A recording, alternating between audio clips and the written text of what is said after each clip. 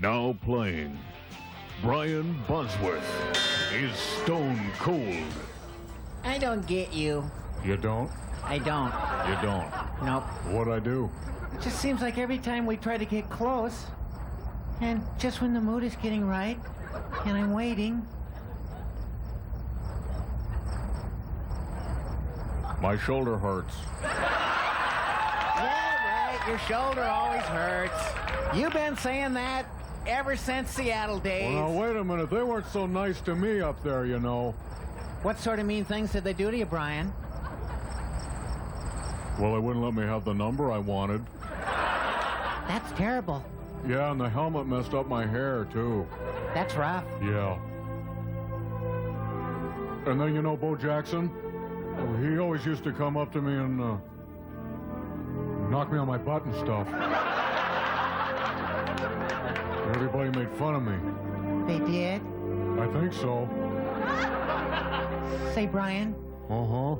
Would you kiss me? My lips are kind of chapped. You know, so maybe this wouldn't be a very good time.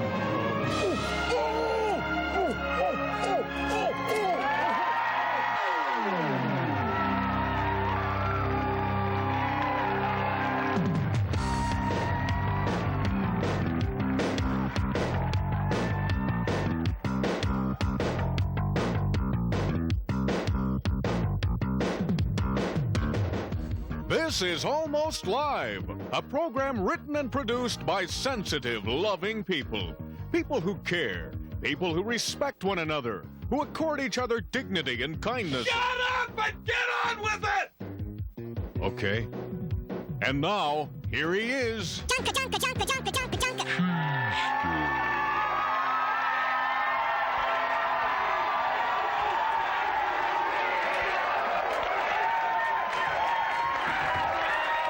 Oh, yeah. Oh, no.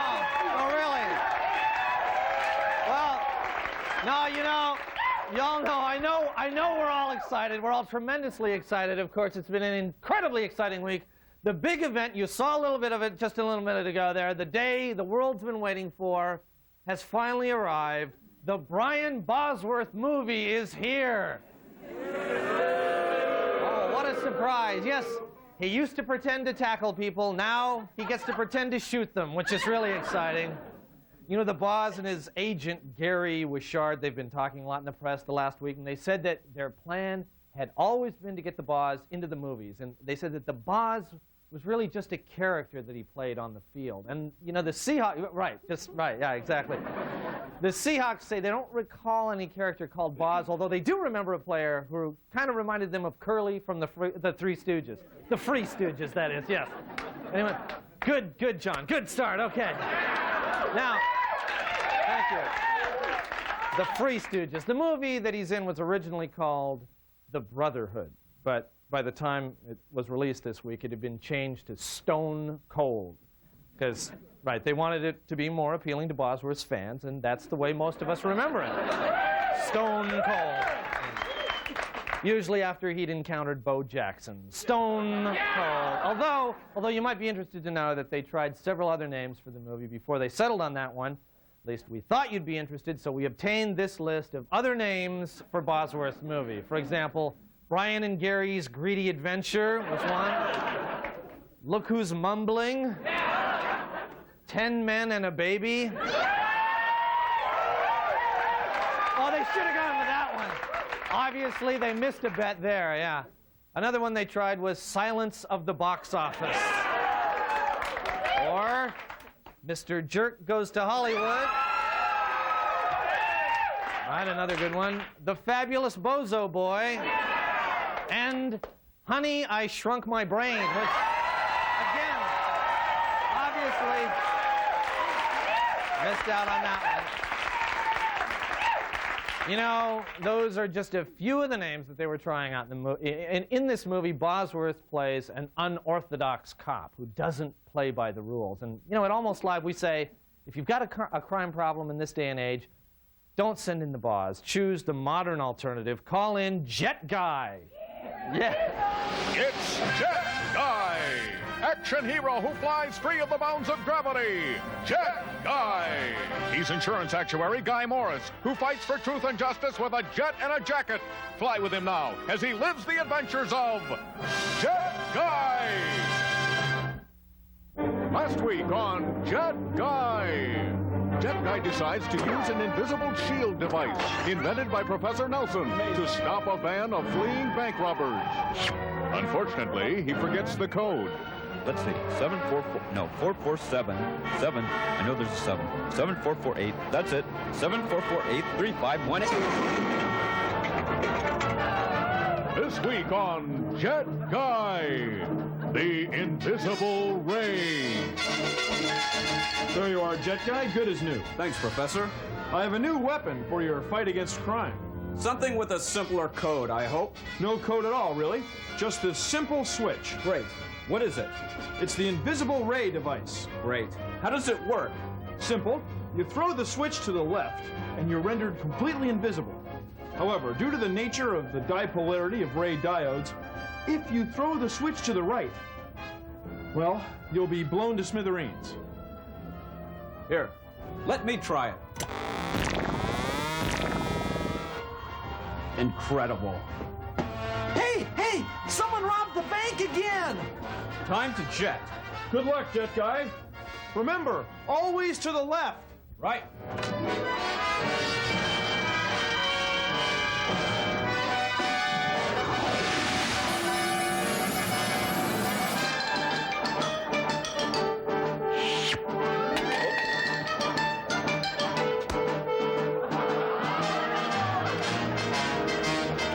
Hey, it's Jet Guy. Hold it right there, Jet Guy, or I'll blow you to smithereens. Oh, yeah? Well, watch this.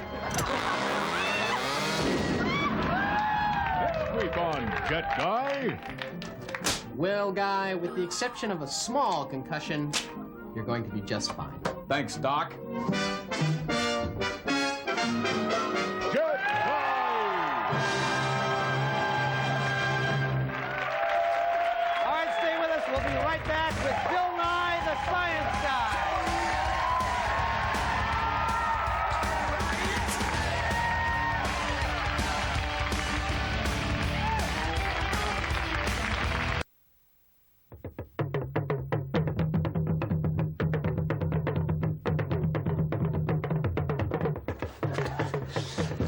Hey, pizza! All right! Hey. Pepperoni! Hey, love it. Hey, give me that bat! Come on!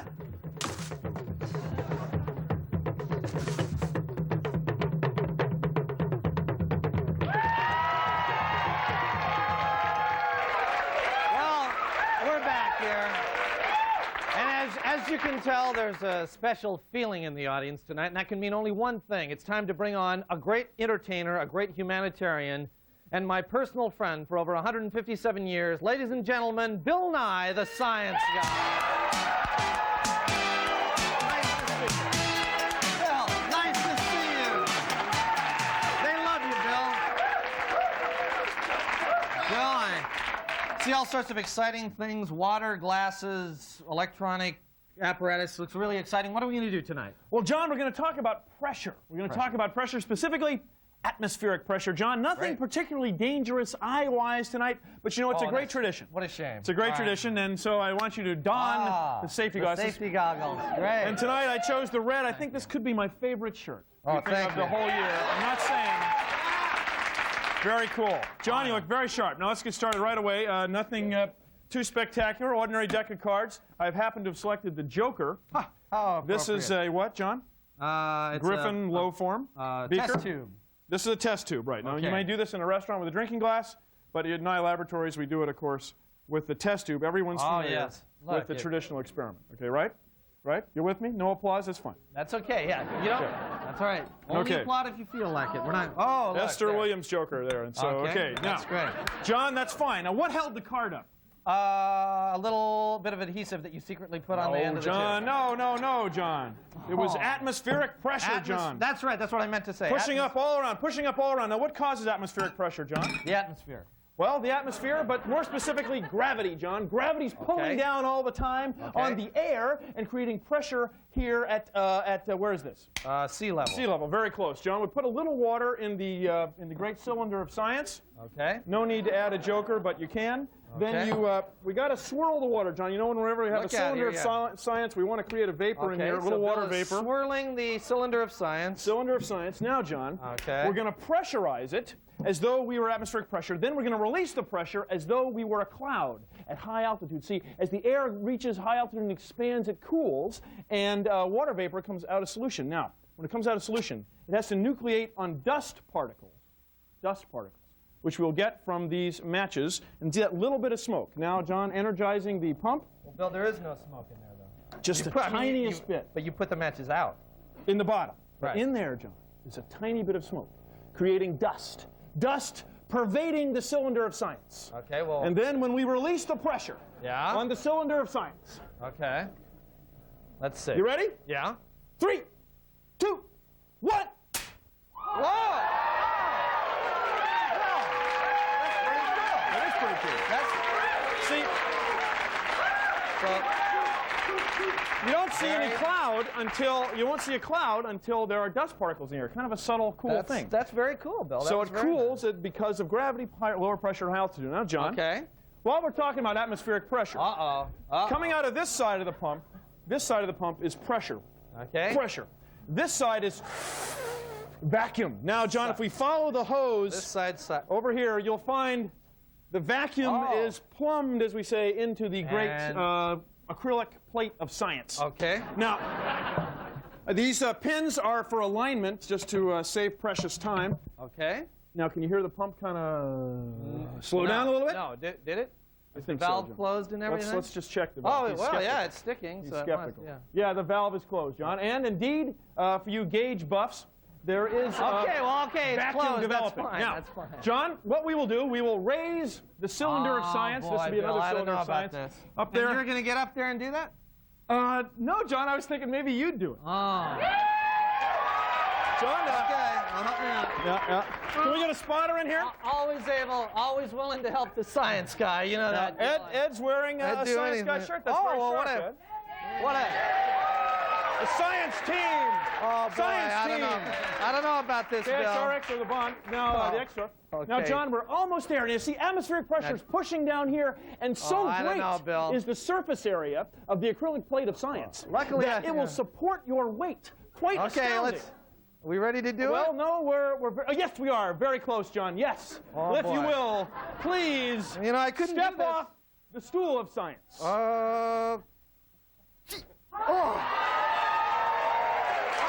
John, I know you're hanging there. Okay, Bill. I will open the valve. Everyone listen and let atmospheric pressure Bill, back turn it in. off now, Bill. Can you hear the pressure coming back Turn in? the thing off, Bill. It's off, John. You're dangling. Don't face the audience. There you go. Okay. We're letting pressure back in to prove that the atmosphere is suspending and not those three little I couldn't do this if I hadn't. Oh! That's great. Bill Nye, the science guy. Good job.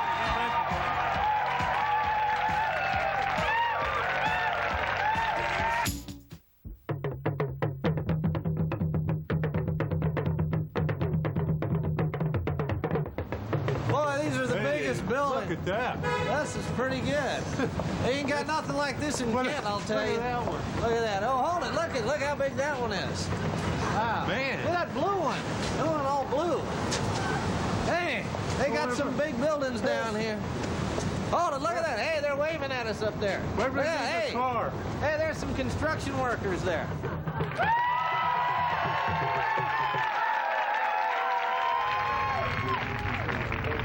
Hi, Debbie. Well, hi, Jer. How's it going? I'm fine. Hey, can I get you a latte? Oh, thanks, but I have one. Oh, what are you reading? Well, I just finished a fascinating article in the journal about the crisis in American healthcare. What do you think about socialized medicine? Oh, well, boy, look at the time. You know, I have a meeting I have to go to. I'm sorry. I'll see you later. See ya. Hey, girls. Has this ever happened to you? Does the phrase, "she's so independent," sound all too familiar? Maybe you're too smart for your own good. If you're tired of searching for a man who's attracted to a confident, well-adjusted, smart woman, then you need Ditzy Babe. At Ditzy Babe, we teach intelligent women how to be cute, helpless, and not too bright. Come in today for our fast and free independent woman analysis. We'll measure your bust size, your hair, and your IQ to create a personalized program just for you. And it's so easy. In no time, you'll see results. At Ditzy Babe, we teach you the lost art of stimulating conversation between the sexes. Phrases like, uh-huh, uh-huh, uh-huh, totally, uh-huh. Wow, I've never seen anyone drink a beer that way before. Oh, please. Do your Steve Martin imitation again. Before you know it, you'll have guys 3 deep wanting to buy you a Bud Light. Join today and get a free copy of Big Hair for the 90s. So don't spend another night with your friends, family, or a good book. Come on down to Ditzy Babe. We'll show you how to settle for less.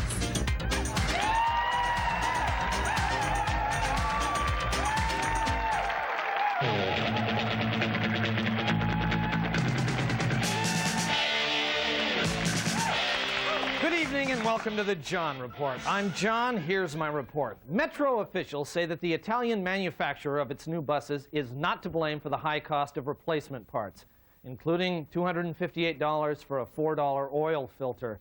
Metro says that the Italians explained that their government has what's called an American Stupido tax on all exports.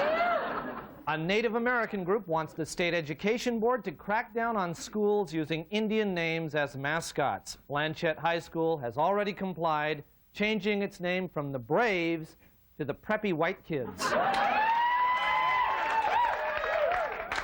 The fancy Larry's Market chain is scaling back. A spokesman said that they're going to shift to what they believe are more mainline items like flour, shortening, and Tibetan mustard made from peacock tongues. There was a mob scene and near riot as TV star Luke Perry appeared at a Bellevue Square last week. Police say that they haven't seen anything like it since Como TV's Ken Schramm appeared at the Tukwila Sizzler. Some parents were upset that a Seattle public alternative school was the site of a psychic fair with strange-looking magicians and mind readers with crystal balls. When asked about this, the school's principal said, "That was a faculty meeting." Police in Vancouver, Washington think their new Chevrolet Caprices are really ugly.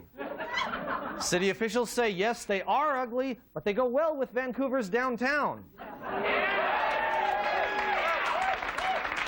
Governor Booth Gardner has okayed a pilot program to put video cameras on school buses. Gardner says he wants to catch the little creeps who are always making faces at him out the back window. Talent scouts for the TV show Star Search will be in Seattle on May 30th. The news is good for the community, which is currently suffering a 98% unemployment rate for its spokesmodels. A third grader at Green Lake Elementary was caught with a loaded .22 caliber handgun. The student said it was for his visual aid for his report on Tacoma. And finally, the graduation speaker at Evergreen State College this year is best-selling author Robert Fulghum. His address to the graduates will be titled, "Everything You Need to Know You Learned at a School Without Grades Where Everyone Smokes Out and Plays Frisbee." This has been the John Report. Thank you, and we'll be right back.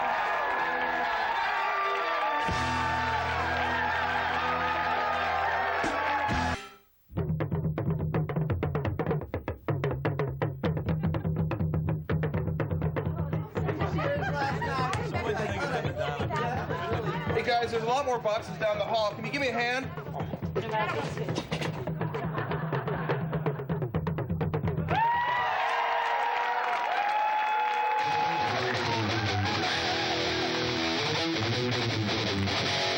It's time for Teen Tips with Josh O'Brien.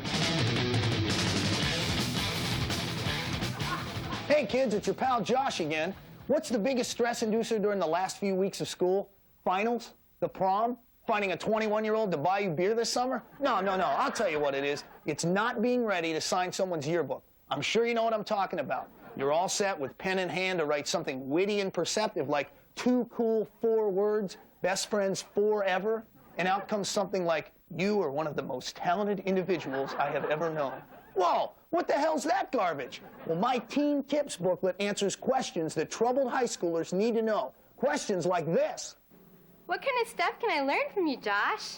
Some of the stuff you'll learn includes how to write sexually explicit messages and disguise them as football anecdotes, how to dot your I's with really cool things like Skull and Crossbones or the Motley Crue logo, and we'll give you surefire ways to avoid having to sign the fat kid's yearbook. Other questions? What's this year's hottest tip for yearbook signing? That's a good question. It's writing phrases with double meanings. For example, when you write, you're a special friend, it really means, thanks for not narking on me about that stolen CD player. And hope to see you, dude, means, don't even think about calling me, geek. Hey, Josh, how come a guy like you knows so much about high school? Well, for 3 years, I taught PE at a Catholic girls' school until I chaperoned the cheerleaders on a spring retreat. Anyway, that's not important. Let me help you get rid of that yearbook signing stress. And while you're at it, check out my other booklet, How to Avoid Getting Naked After Gym Class. Later, kids. Well, that's all the time we have. Bye-bye. We'll see you next